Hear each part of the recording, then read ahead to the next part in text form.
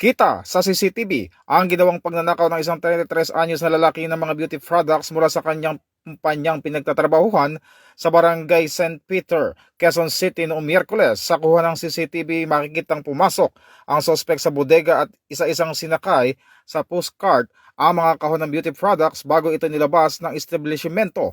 Ayon kay Police Lieutenant Colonel Jose Luis Aguirre, napansin ng mga management na hindi tugma ang inventory at bentahan ng kanilang produkto kaya kanilang sinuri ang CCTV footage ng lugar. Agad namang nagsagawa ng operasyon ng mga tauhan ng Loloma Police Station at inabangan ang suspect nang muli itong bumalik upang umano'y kumuha na naman ng produkto. Dito na siya inarest ng mga otoridad.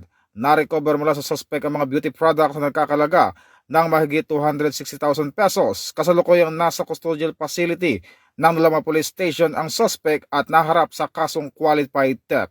Ito ang bagong PNP para sa bagong Pilipinas, serbisyong mabilis, tapat at nararamdaman. Mula po dito sa Campo Crame, ako po si Patrolman Adrian Dayaw nagbabalita para sa Police News Network.